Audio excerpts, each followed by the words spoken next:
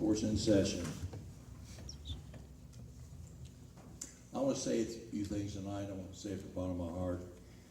I've sat here for 18 months, tried my level best to work with the Grant County jailer in resolving the management differences that exist between the administration, the fiscal court, and the jailer. Unfortunately, I regret to inform the court, I've been unsuccessful. Not very unsuccessful. I've failed. Each time this court questions something at the detention center, we are met with resistance, attempts to intimidate through lawsuits, personal attacks, name calling, and mudslinging on Facebook by jail staff who regularly sit in the courtroom in uniform and record meetings for personal use and make a mockery of the process. I can take it. It hurts, dude. It really hurts. It hurts like the dickens.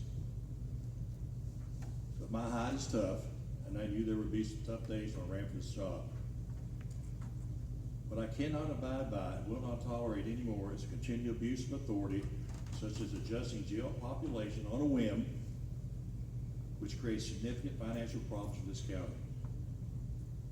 Amazingly, the last time we questioned jail population being low, Master Newman quizzed the jailer directly after Mr. Newman had spoken personally with the corrections officials. Almost without a delay, we saw a significant increase in jail population. When the jailer brought forth his budget, an estimated population increase beyond any number we've ever seen since he took office. And when the court balked, he was offended.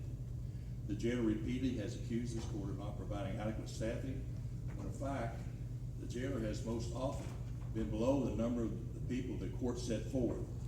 And when questioned, his explanation was that he couldn't find good people. In the press, he references a report issued at his brother's request in which the Department of Corrections said in a perfect situation, jail would have 48 staff, including office personnel and a maintenance person. Well, let me tell you, unless anyone has trouble understanding, this is not a perfect world. And no agency of government, including the Department of Correction, operates in a perfect situation. What the jailer has repeatedly failed to report is that a subsequent letter by the DOC officials devised him the state mandate for staffing in the facility of the size of 3 people alert and ready on duty at all times, not including communication staff. The same report was discounted by the jailer right here in this very courtroom when it suggested that he implement a command staff contained in the report, which would have provided him with the chief deputy and 2 captains. Now, the latest missile that's been fired at this court is within a week of our passing of budget. He announced he was cutting the whole grader at $700,000. Our budget's going to be affected because he's going to release 69 state inmates in the name of safety. Just today, an article appeared in print in which the jail refused comment on a Department of Justice investigation into our health care at the detention center, as his brother, identified in quotes as the jailer's PR person, said they were not familiar with the report, but any deficiencies were the result of lack of funding for the jail. That is simply not true. This court spent more on health, mental health, and pharmaceuticals than any administration in history.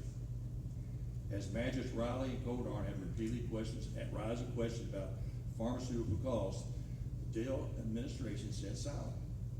It was only when Ms. Riley undertook an independent analysis of the situation that was learned no one from the detention center had ever contacted the pharmacy to negotiate price on our question of the situation. They had in fact not returned an entire an entire plastic tub of unused pharmaceuticals for which Grant County taxpayers had paid the bill. Ironically, the jail submitted a budget for this fiscal year, which actually would have reduced funding for mental health services, and the court restored the funding. My friends, I'm sorry. I've tried being nice, tried being harsh, not being harsh. Even tried at times to ignore the differences, just go along for the sake of getting along. But frankly, I'm tired. I'm really tired. To use an old phrase, I'm sick and tired of being sick and tired of the whole detention center saga. And I believe the taxpayers are as well. This county has suffered enough, and today I will be making a recommendation that makes my stomach turn. But I have a financial responsibility to this county. I will not shrink from that duty, regardless of the names I am called political pot shots that are taken, lawsuits that are filed, or YouTube insults that are being posted as we speak. As a candidate for this office, I promise the governor focused on the next generation, not on the next election. Looking back, I think there are times I may have forgotten that promise, got a little caught up in being politically correct. That ends tonight. I was elected to serve the people of the county, and exactly what I intend to do. The political correctness of it be damned. I want to thank my colleagues of the court for indulging me, and ask the manager if you have any comments before I direct the clerk to report the resolution I prepared for this meeting. You can speak now.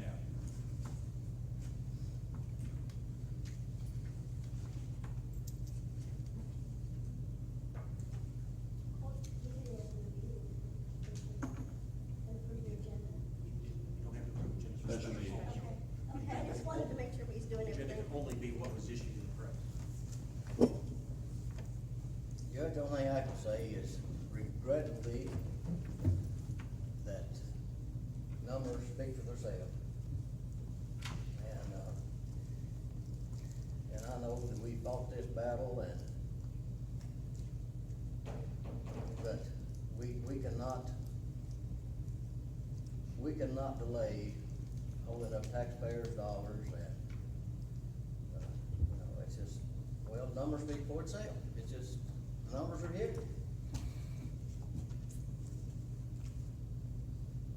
I guess, Judge, what I'm most disappointed in is I see a facility that has a capability of 350 inmates. And I know the facility has potential to at least break even and pay the interest and the principal that's on the building. And we've been sitting here for 20 years now. And it seems like we're still in the place that we were 20 years ago. And it's just really, it's really disappointing, because I thought that, we had a chance. We tried to give the benefit with renovating and making it a better place. And it's no reflection on the people, but we cannot keep trying to make a budget and then turn around after a week that it's made and readjust it by $790-some thousand. Our budget is so tight now, it's just hard enough to come up with the monies that we got. We understand it's probably gonna be a burden, the route that or the avenue that we're taking for a little while. Hopefully we can bear that.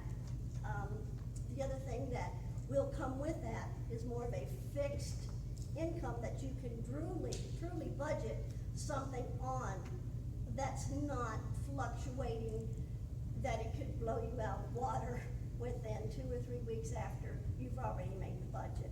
It's not fair to the people of this county. It's not fair to other departments of this county. And, hopefully, and I pray, I've prayed about it often, this is the best route to go. Let Mike, you're gonna say, let Mike go next to you. I'll keep my comments brief and short, because I think on behalf of the taxpayers of this county, this has been a long time coming. We've kicked this can down the road for a significant period of time, including 18 months when this county had the first Republican Party in office, thinking that there would be some changes. And for me, this decision is purely financial on behalf of the taxpayers. You could run the scenarios of keeping this detention center open with housing only county inmates. You could run the scenario on housing inmates elsewhere and paying a daily per diem and utilizing employees to do transportations. For me, working there, close to 5 years and having more of an intimate knowledge for the jail sitting compared to my peers, it was an easier picture once you put pen to paper